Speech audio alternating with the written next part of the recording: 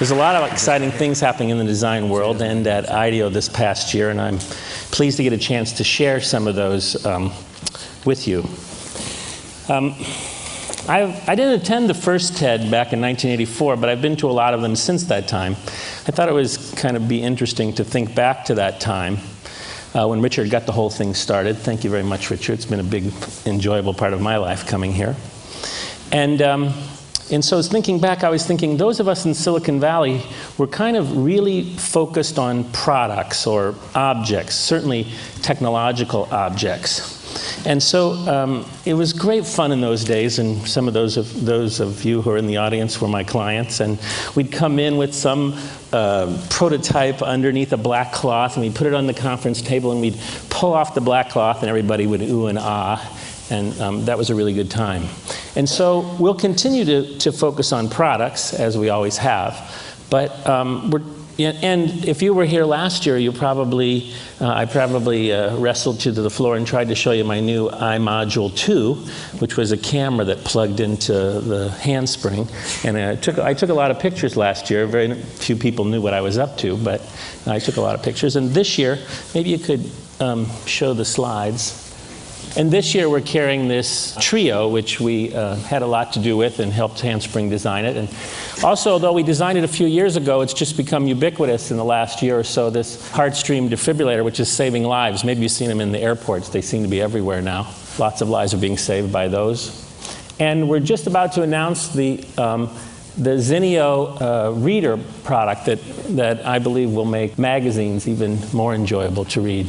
So we really will continue to focus on products, but something's happened in the last 18 years since Richard started TED, and that's that people like us, I know people in other places have caught on to this for a long time, but for us, we've really just started to we've kind of like climbed Maslow's hierarchy a little bit, and so we're now focused more and more on kind of human-centered design, human-centeredness in an approach to design. And that really involves designing like behaviors and personality into products. And I think you're starting to see that, and it's making our job even more enjoyable. Interestingly enough, we used to primarily build 3D models, you know, like you've seen some today, and 3D renderings, and we'd go and we'd show those as communicating our ideas.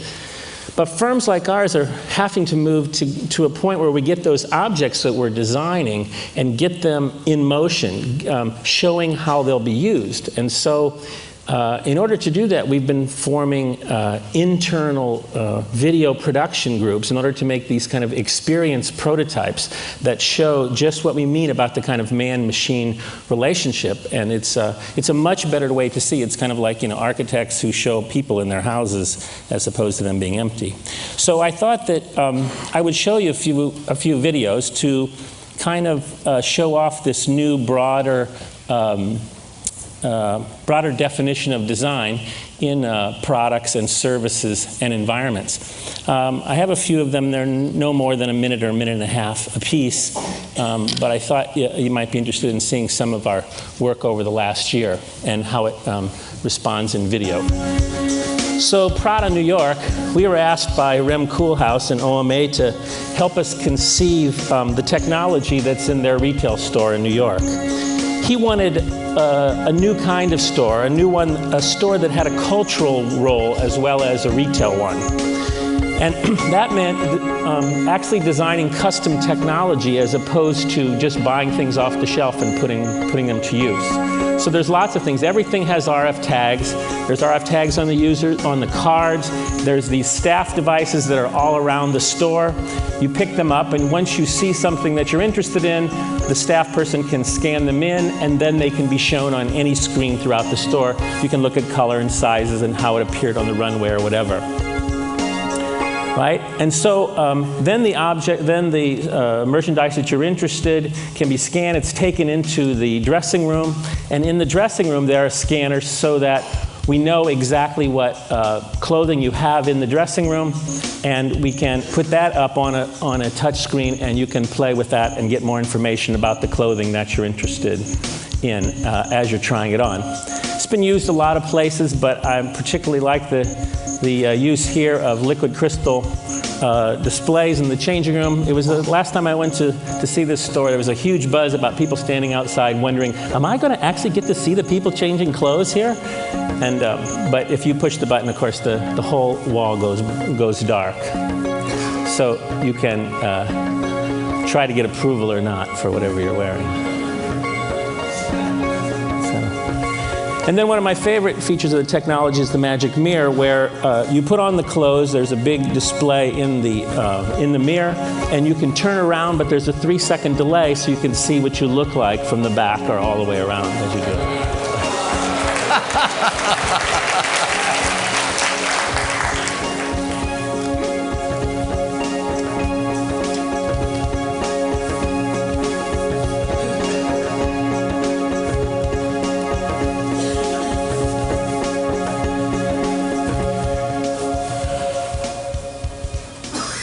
About a year and a half ago, we were asked to design an installation in the museum. This is a new wing of the Science Museum in London, and it's primarily about digital and biomedical issues.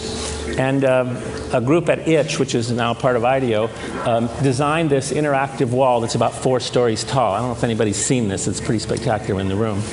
Anyway, it's based on the London subway system, and so you can see that these are, the goal was to bring some of the feedback that the people who had gone to the museum were giving and get it up on the wall so everybody could see, for everybody to see. So you enter your information, and then like this London tube system, the little trains go around with your, what you're thinking about, and then when you get kind of to a station, it's expanded so that you can actually read it. Then when you exit the IMAX theater on the 4th floor, mostly teenagers coming out of there, there's this big open space that has these tables in it that have interactive games, which are quite fun, also designed by Durrell and Andrew of ITCH. And the topics include things that the museum is about, male fertility, choosing the sex of your baby, or what a driverless car might be like. There's lots of room so people can kind of come up and kind of understand what it is before they get involved. And also, it's not shown in the video, but these are very beautiful. They go to the top of the wall, and when they kind of reach all the way to the top after they've bounced around, they kind of disperse into bits and kind of go off into the atmosphere. The next video is not done by us. This is CBS Sunday Morning that aired about 2 weeks ago. And Scott Adams ran into us and asked us if we wouldn't help to design the ultimate cubicle for Dilbert, which sounded like a fun thing, and so we couldn't pass it up. He's always been interested in kind of technology in the future. I realized that at some point I might be the world's expert on what's wrong with cubicles. So we thought, well, wouldn't it be fun to get together with some of the smartest design guys in the world and try to figure out if we could make the cubicle better. Though they work in a wide-open office space, spectacularly set under San Francisco's Oakland Bay Bridge, the team built their own little cubicles to fully experience the problems. Yeah. A one-way mirror. I can look at it, you can look at yourself. They took pictures. You feel so trapped, you know, and someone kind of leans over and you're sort of like held captive there for a minute. So far it's chaos, but a lot of people are doing stuff, so that's good. So we'll see what happens. The first group builds a cubicle in which the walls are screens for the computer and for family photos. In the second group scenario, the walls are alive and actually give Dilbert a group hug. Behind the humor is the idea of making the cubicle more human. So here's the final thing, complete with kind of orange lighting that follows the sun across, follows the tracks of the sun across the sky, so you feel that in your cubicle. And my favorite feature, which is a flower in a vase that wilts when you leave in disappointment, and then when you come back, it kind of comes up to greet you and happy to see you. It's like built right into the wall. You know, there's homey touches like a built-in fish tank in the walls or something to be aggressive with to release tension. Customizable for the boss of your choice. And of course a hammock for your afternoon nap that stretches across your cubicle. Says his creator. Life would be sweet in a cubicle like this. This next project we were asked to design a pavilion to celebrate the recycling of the water on the Millennium Dome in London. The dome has an incredible amount of water that washes off of it, as well as wastewater. So this building actually celebrates the water as it comes out of the recycling plant and goes into the reed bed so that it can be filtered for the final time. The pavilion's design goal was to be kind of quiet and peaceful, in contrast to if you went inside the dome where it's kind of wild and crazy and everybody's, you know, like learning all kinds of things or fooling around or whatever they're doing. But it was intended to be quite quiet. And then you would wander around and gather information in a kind of a straightforward fashion about the recycling process and what's being done and how they're going to reuse the water once it comes through the plant.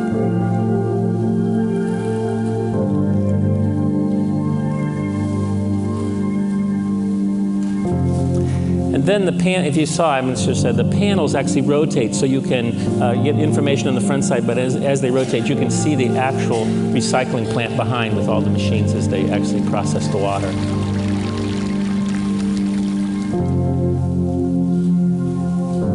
There you can see, there's the plant.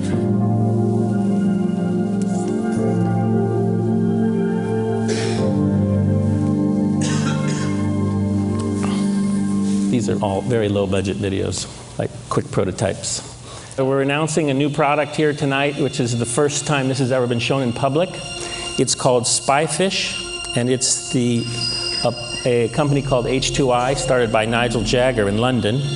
And it's a company that's trying to bring the experience. Many people have boats or enjoy being on boats, but a very small percentage of people actually have the capability or the interest in going under the water and actually seeing what's there and enjoying what scuba divers do. This product has 2 cameras. You throw it over the side of your boat, and and you basically scuba dive without getting wet. Maybe we should show one. For us, there's the object. For us, it was kind of 2 projects. One to design the interface so that the interface doesn't get in your way. You can have that kind of immersive experience of being underwater, of feeling like you're underwater, seeing what's going on. And the other one was to design the object and make sure that it was a consumer product and not a research tool. And so we spent a lot of time. This has been going on for about 7 or 8 years, this project, and just ready to start building them. The Spyfish is a revolutionary subaquatic video camera. It can dive to 500 feet to where sunlight does not penetrate and is equipped with powerful lights. It becomes your eyes and ears as you venture into the deep. The battery-powered Spyfish sends the live video feed through a slender cable. This slender cable was a huge technological advancement and allowed the whole thing to be the size that it is. And the central box connects the whole system together. Maneuvering the Spyfish is simple with the wireless remote control. You watch the video with superimposed graphics that indicate your depth and compass heading. The fluid graphics and ambient sounds combine to help you completely lose yourself underwater.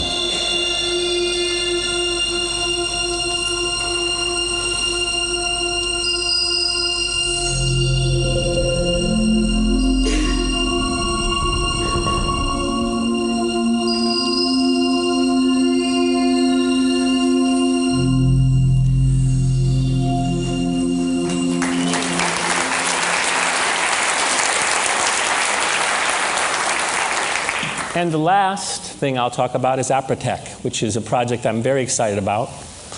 Apratech is a company started by Dr. Martin Fisher, who's a good friend of mine. He's a PhD from Stanford. He found himself in Kenya on a Fulbright, and he had a very interesting insight, which is that he said, there must be entrepreneurs in Kenya. There must be entrepreneurs everywhere.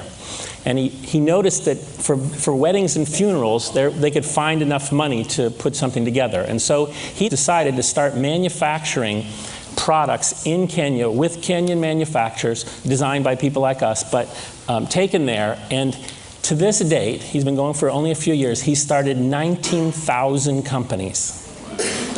He's made 30,000 new jobs, and just the products, the sales of the products, this is a nonprofit, that the sales of this products is now 0.6% of the GDP of Kenya.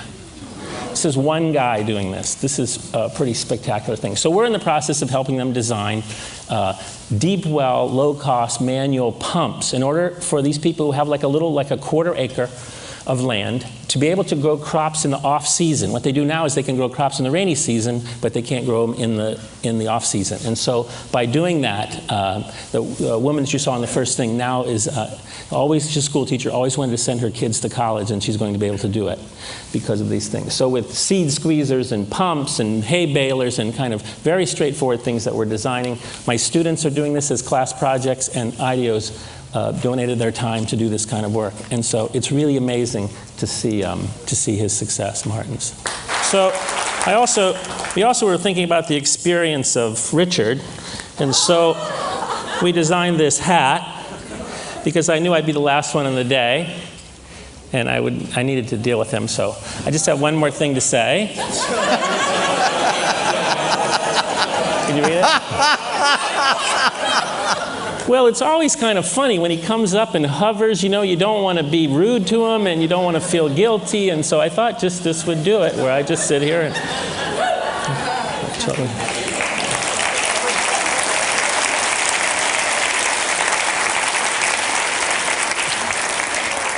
So we saw a lot of interesting things being designed today in this session, and from all the different presenters, and in my own practice from Prada to Apratech. It's really exciting that we're taking a more human-centered approach to design, that we're including behaviors and personalities in the thing we do, and I think this is great. Designers are more trusted and more integrated into the business strategy of companies, and I have to say, for one, I'm feel very lucky that the progress that design has made since the first TED. Thanks a lot.